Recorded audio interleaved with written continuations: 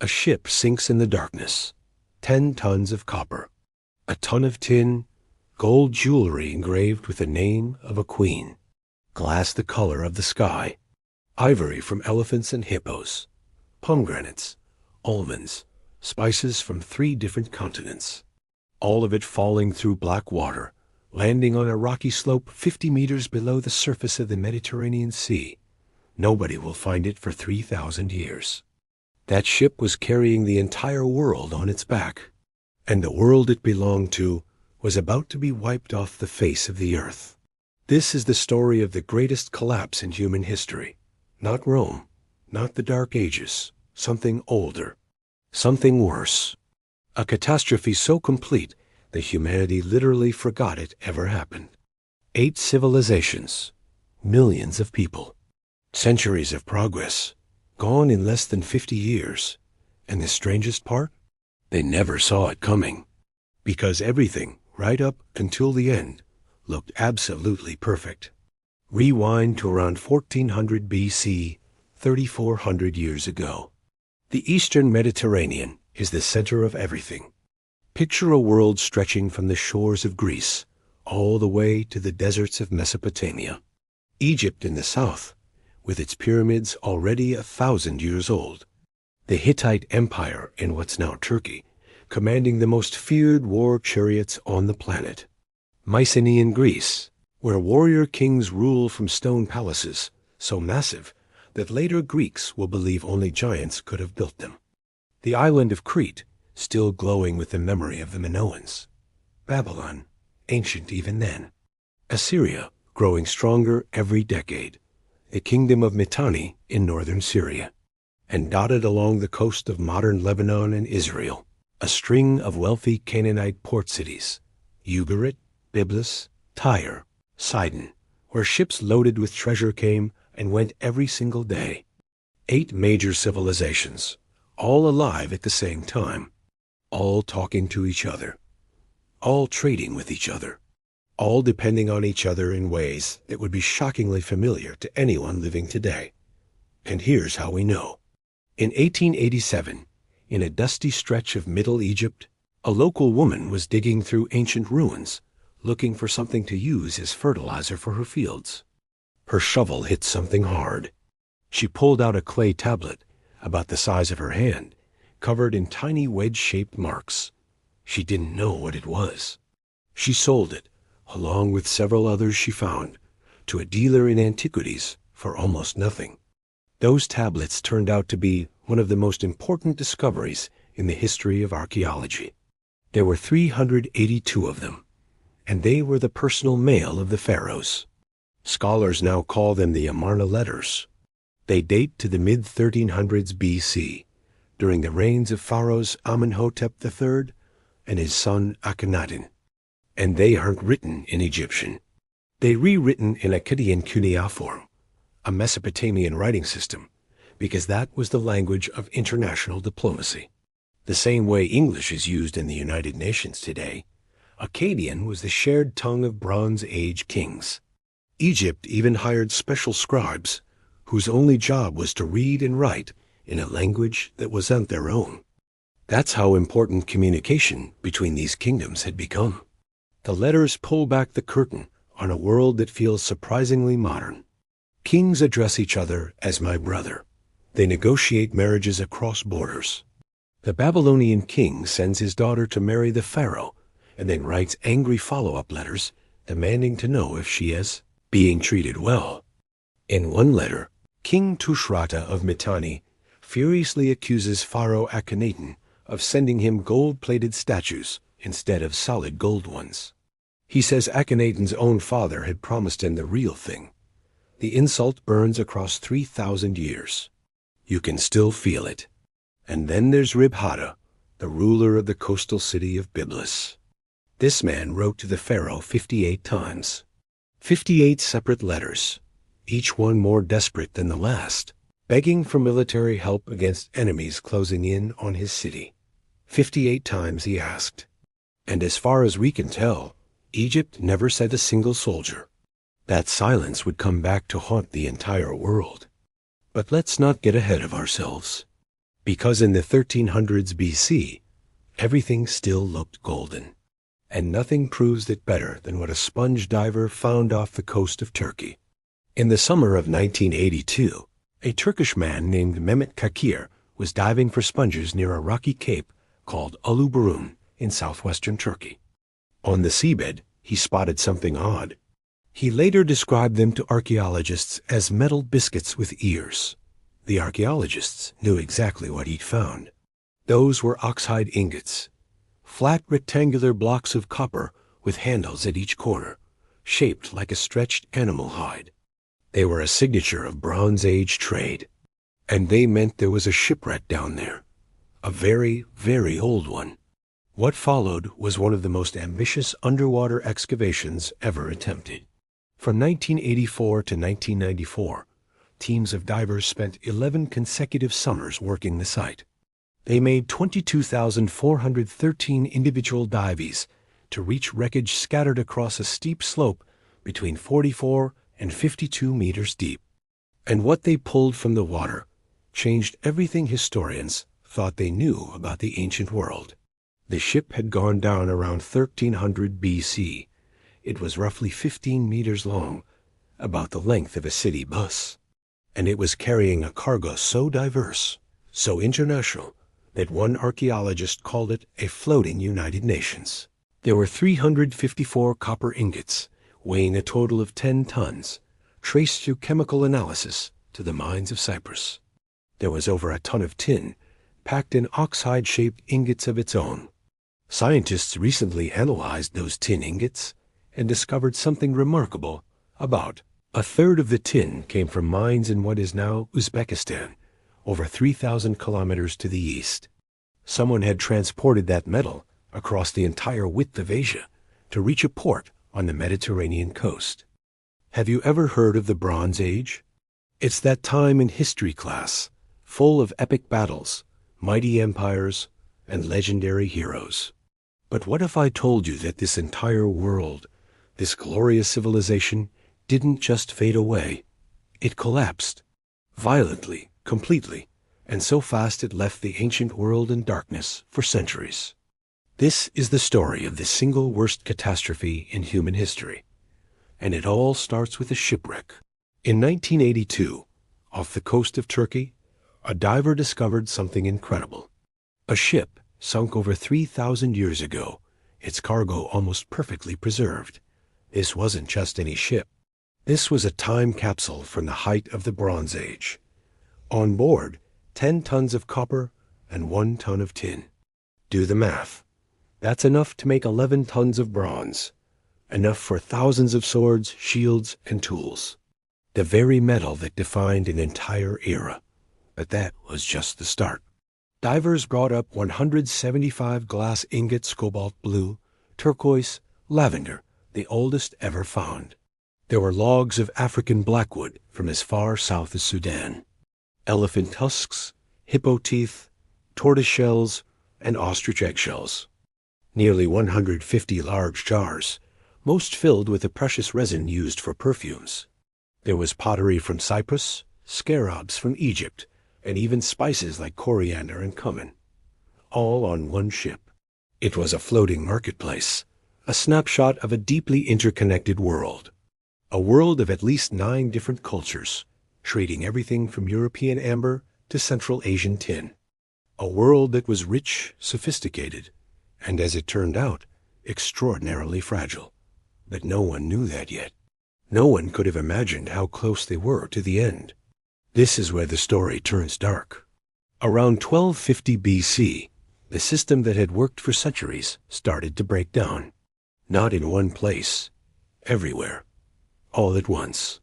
Deep in the mud of the Sea of Galilee, scientists found the proof. Core samples revealed that the eastern Mediterranean was hit by a megadrought, the worst drought of the entire Bronze Age, lasting for at least 150 years, and in some places 300. Rivers shrank to trickles.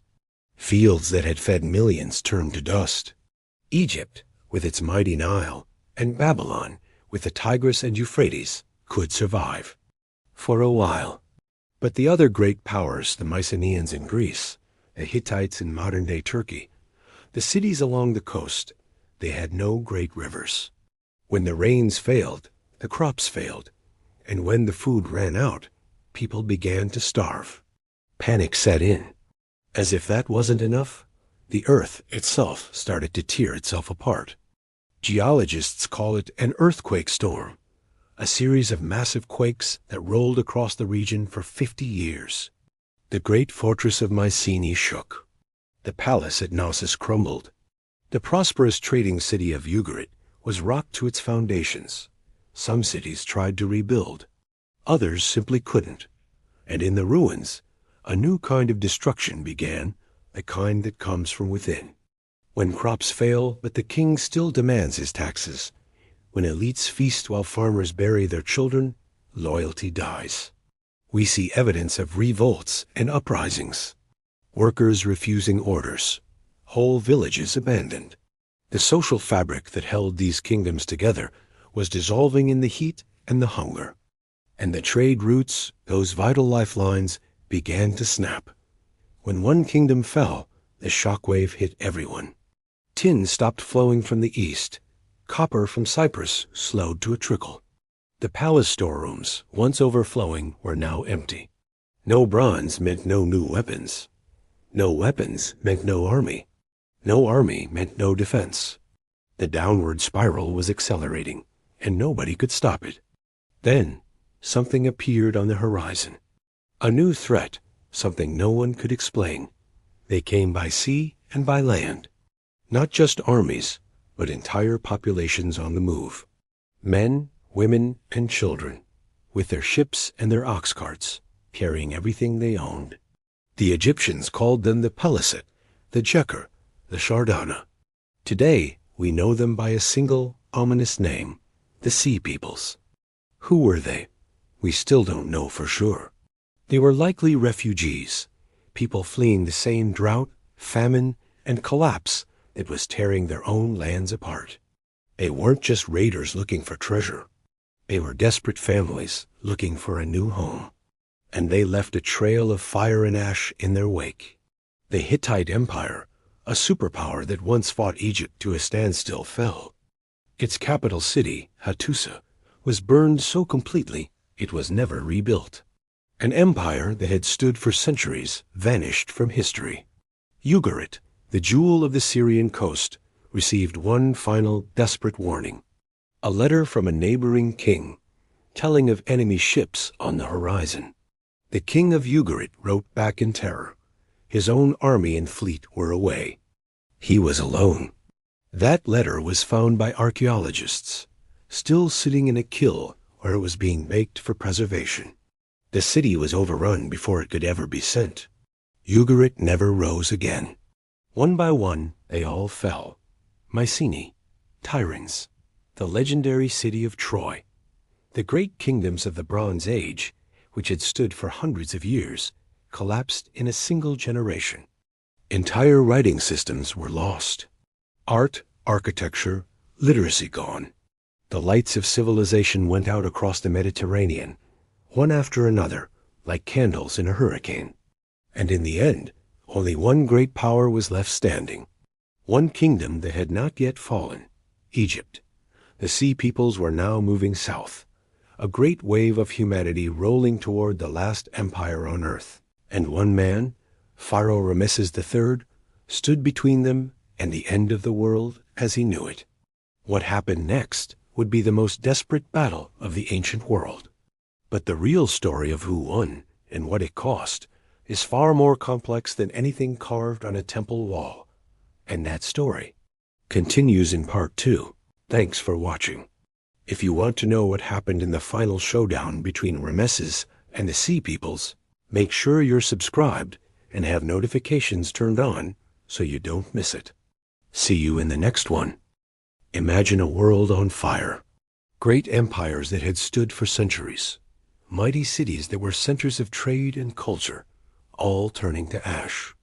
This was the late Bronze Age collapse, a mysterious and devastating period around 1200 BC that plunged the ancient world into a dark age. The Hittite Empire, gone. The Mycenaean Greeks, vanished. The great trading city of Ugarit, a smoldering ruin. But amidst this chaos, one kingdom stood defiant. One pharaoh refused to bow. This is the story of Ramses III and Egypt as desperate last stand against the invaders known only as the Sea Peoples. The world before the collapse was a vibrant, interconnected network. Imagine fleets of ships crisscrossing the Mediterranean, carrying copper from Cyprus, tin from Afghanistan, and luxurious goods from across the known world. This was the age of heroes we read about in myths, the time of Troy and Agamemnon. But something went catastrophically wrong. Letters found in the ruins of cities like Ugarit speak of famine, invasion, and desperation. One tablet cries out, "My father, behold, the enemy's ships came. My cities were burned, and they have done evil things in my country." Who was this enemy? They came from the sea, a mysterious coalition of different tribes and warriors. The Egyptians gave them names like the Peleset, the Jeker, the Shurden, and the Denaian. We know them collectively as the Sea Peoples. They weren't just raiders. They were a migrating horde, entire populations on the move with their families and possessions loaded onto ox carts. They were looking for a new home, and they were willing to burn down the world to find it. They swept down from the Aegean and Anatolia, through the Levant, leaving a trail of destruction in their wake. And now they had their eyes on the richest prize of all, the fertile lands of Egypt. On the throne of Egypt sat Ramses III, a pharaoh determined not to be the last. He knew the threat was coming. He had seen the refugees and heard the terrifying stories from the north. Unlike the other kings who were caught off guard, Ramses prepared. He fortified the coastlines, strengthened his border garrisons in Canaan, and conscripted every able-bodied man into the army. He transformed Egypt into a fortress, ready for the fight of its life. The first wave of the invasion came from the west. A coalition of Libyan tribes, bolstered by Sea Peoples, tried to invade the Nile Delta. Ramses III met them head-on. The battle was fierce, but the disciplined Egyptian army, led by their pharaoh, was victorious. Tens of thousands of invaders were killed or captured. In his temple at Medinet Habu, Ramses immortalized his victory, showing himself as the supreme warrior, smiting his enemies. But this was just the opening act. The main event was yet to come. The Great Storm, the main confederation of the Sea Peoples, arrived from the north. They had already crushed the Hittite allies in Syria and were marching south along the coast, their fleet shadowing them offshore. Their plan was a classic pincer movement. The land army would attack through Palestine and Sinai, while the fleet would sail up the Nile, striking at the heart of Egypt. It was a strategy that had toppled empires. But Ramses III had a plan of his own. He decided to confront them on two fronts, but on his own terms. He let their land army advance into Jai, his northernmost territory in Canaan. There, his waiting army ambushed them. The battle was a brutal slugging match, but the Egyptian chariots and infantry held the line and eventually broke the invaders' advance, scattering them. One pincer of the attack was broken. Now, everything depended on the naval battle. The Sea People's fleet, confident after so many victories, sailed towards the mouths of the Nile. This was Rameses's masterstroke. He knew he couldn't beat their experienced sailors on the open sea, so he lured them into the narrow channels of the Nile Delta. It was a trap. As the enemy ships entered the labyrinthine waterways, they lost their key advantages, speed and maneuverability. Suddenly, from the banks of the river, a storm of arrows rained down on them from Egyptian archers positioned on the shore.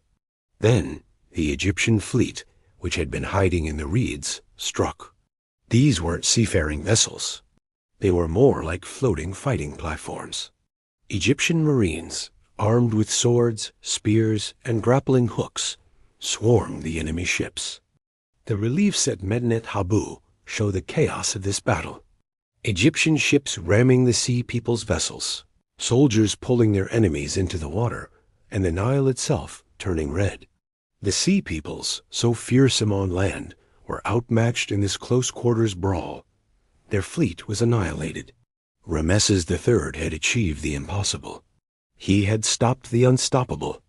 In the aftermath, Egypt was saved. The pharaoh celebrated his monumental victory, decorating his temple with images of his triumph. He had repelled the storm that had drowned the rest of the civilized world. He settled many of the captured sea peoples, like the Peleset, who many scholars believe became the Philistines of the Bible, within his own territories as vassals. On the surface, it was a golden moment, the last great display of new kingdom power. But the victory came at a terrible cost. The world Ramesses had fought to save was already gone. The great trade networks were shattered. The mines that supplied the bronze industry were lost. Egypt was now isolated, an island of order in a sea of chaos. The wars had drained the treasury to its absolute limit. In the years that followed Ramesses III's reign, Egypt's power began to fade. Grain prices skyrocketed, and we have records of the first known labor strike in history. By the tomb workers who weren't getting paid, even the pharaoh himself wasn't safe. Towards the end of his reign, a conspiracy in his own harem, led by one of his secondary wives who wanted her son on the throne, resulted in his assassination. Recent CT scans of his mummy revealed his throat had been slit. The great savior of Egypt died not in glorious battle, but by a knife in the dark. So, while Ramesses III won the battle, in a way, the sea peoples won the war. Their invasion marked the end of an era. The Bronze Age was over, and the Iron Age had begun. Egypt would never again be the supreme imperial power it once was. Its long, slow decline had started. The story of Ramesses III is a powerful tale of defiance, strategy, and the immense cost of survival. He stands as the last great warrior pharaoh of the new kingdom, a man who stood on the precipice of apocalypse and refused to let his kingdom fall. His victory gave Egypt a few more centuries of life, a final flickering candle flame before the darkness of the third intermediate period descended. It's a stark reminder that even in the greatest of victories, the seeds of future decline can be sown. Thanks for watching. If you found this story of ancient warfare and collapse as fascinating as I do, be sure to hit that like button and subscribe for more deep dives into history. Let me know in the comments what you think about the mystery of the sea peoples. Until next time. And then he let the sea peoples come to him. The enemy fleet sailed into the river mouths, probably expecting to land troops on the banks and push inland. Instead, they found themselves in a corridor of death. The Egyptian fleet surged forward from its concealed positions, blocking the invaders' retreat. From both shores, the archers stood up from the reeds and released volley after volley of arrows into the crowded enemy ships. Egyptian warships rammed into the sea people's vessels, backed off, and rammed again. Grappling hooks flew across the water, locking ships together. Egyptian marines swarmed aboard. Ramesses described it himself, in words carved on the walls of Medinet Habu. They were dragged, overturned, and laid low upon the beach, slain and made heaps from stern to bow of their galleys, while all their things were cast upon the water. The Battle of the Delta, one of the earliest naval engagements in recorded history, detailed enough for us to study, was over. The sea people's fleet was broken in the shallows of the Nile. Egypt survived. But here's what the temple carvings don't tell you. Ramesses I, that's true. Egypt was the only Bronze Age great power that didn't collapse entirely. But winning nearly destroyed Egypt anyway. The treasury was empty. Two massive wars, the Libyan invasion and the Sea Peoples, had drained Egypt's wealth. The international trade network that had once funneled gold, copper, tin, ivory, and luxury goods into Egypt's palaces was gone. There was nobody left to trade with. The Hittites were dust. Ugarit was rubble. The Mycenaean palaces were abandoned. The great powers club, those kings who had written each other letters addressed to my brother, had been reduced to a club of one. Ramesses would fight yet another Libyan invasion in his 11th year. Each war cost more resources Egypt didn't have. The soldiers grew restless. Records from later in his reign describe labor strikes at the royal tombs in the Valley of the Kings. The workers, who carved the pharaoh's final resting places, walked off the job because they hadn't been paid or fed in months. Imagine that. The richest kingdom on earth, and it couldn't feed the men building its tombs. Ramses III himself would meet a dark end. Modern CT scans of his mummy, conducted in 2012, revealed a deep wound across his throat. Court documents from the period describe a conspiracy among his own wives and officials, a palace plot that may have taken his life. Even the last great pharaoh was not safe in his own home. After his death, Egypt slid into steady decline. Within 80 years, the empire lost control of its territories in Asia and Nubia permanently. The new kingdom, one of the most glorious chapters in Egyptian history, ended. What followed was the third intermediate period, centuries of division, weakness, and fading relevance. Egypt endured, but it was never the same. And across the rest of the Mediterranean, the lights went out. Historians call what followed the First Dark Ages. In some regions, writing simply disappeared. The Mycenaean script known as Linear B was forgotten so completely that nobody could read it again until a British architect named Michael Ventris cracked the code in 1952. Over 3,000 years later, monumental buildings stopped. Trade routes that had spanned continents went silent. Populations shrank. Skills were lost. The world that had produced golden jewelry, glass ingots, and international diplomacy was replaced by small, isolated villages struggling to survive. For roughly 300 years, the Mediterranean went quiet. But here's the part of the story most people never hear, the part that matters most. Not everything died. The collapse was not equal. It hit some civilizations harder than others. The Hittites vanished completely. The Mycenaeans fell so hard that later Greeks forgot their palaces were real. They turned them into myths. The heroes of Homer as Iliad and Odyssey were echoes of a world the poets themselves no longer understood.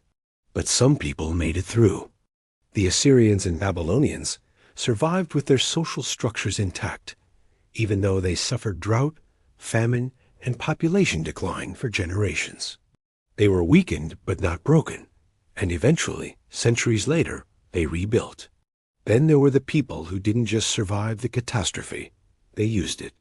The Phoenicians, those master sailors of the Lebanese coast, watched the old palace-controlled trade empires burn to the ground, and where others saw destruction, they saw opportunity.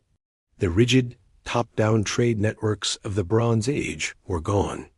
In their place, the Phoenicians built something new, faster, more flexible, more independent.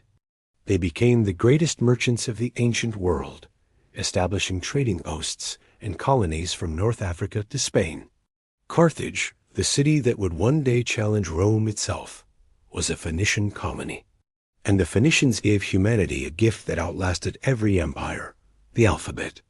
Their writing system, simple, efficient, learnable, replaced the complex cuneiform and hieroglyphics of the Old World. The Greek alphabet descended from it. The Latin alphabet descended from that. The Arabic and Hebrew scripts trace back to the same source. Every word on this screen, every text message you've ever sent, every book you've ever read, exists because a group of coastal traders in the rubble of the Bronze Age collapse decided there had to be a better way to write things down. Cyprus adapted too. For centuries, the island had been the copper capital of the Mediterranean. The word copper itself may come from the island's name. When the demand for bronze collapsed, the Cypriots didn't cling to the old economy. They pivoted to a new metal, iron. Iron ore was more common than tin, easier to find, and ultimately produced better tools and stronger weapons. The Bronze Age ended, and Cyprus helped start the Iron Age. And then there's the biggest transformation of all. Out of the ruins of Mycenaean Greece, over the course of painful centuries, something grew that nobody could have predicted. New city-states formed. New ideas about governance emerged. New ways of thinking about justice, beauty, knowledge, and the rights of individuals took root in rocky soil that had once supported palaces and kings. What emerged was classical Greece, Athens, Sparta, the birth of democracy, philosophy, theater, mathematics, and the scientific method. Socrates asking questions in the marketplace. Aristotle classifying the natural world. The Parthenon rising on the Acropolis, built by a society that only existed because the old one had been swept away. The greatest flowering of human thought in the ancient world did not come from a golden age. It came from a catastrophe. So what does a disaster from 1177 BC have to do with us? More than we'd like to admit. We live in the most connected civilization that has ever existed. A factory closure in one country sends shockwaves through supply chains on the other side of the planet. A drought in one region drives food prices up everywhere. A virus that starts in a single city shuts down the entire global economy within weeks. We are, in many ways, the Bronze Age world, but bigger, faster, and even more interconnected. The lesson of 1177 BC is not that collapse is guaranteed. Plenty of civilizations made it through. The lesson is simpler and more important than that. Complexity is powerful, but it is also fragile. When every part of a system depends on every other part, the failure of one piece can break the whole machine. The civilizations that survived the Bronze Age collapse shared something. They were adaptable. They had backup plans. They didn't cling to old systems when those systems stopped working. They listened to what the world was telling them, and they changed. The civilizations that vanished were the ones that could imagine a world different from the one they debuilt. They were too rigid, too proud, too certain that what had always worked would always keep working. 3,200 years ago, a woman in Egypt dug up a clay tablet she didn't understand and sold it for almost nothing. A ship carrying the treasures of 9 civilizations sank off the Turkish coast and lay forgotten on the ocean floor. A king wrote a desperate letter that was never sent in a city that burned before the clay was dry. Their world ended. But it didn't end forever. From the ashes came the alphabet. From the ruins came democracy. From the worst catastrophe the ancient world had ever seen came the seeds of everything we are today. The Bronze Age collapse is not just a story about what was lost. It's a story about what people built when they refused to give up. When the old world ended, ordinary men and women, traders, sailors, farmers, scribes, picked up the pieces and started again, not because they were heroes, but because that's what humans do. The fire came, and from the fire they made something new.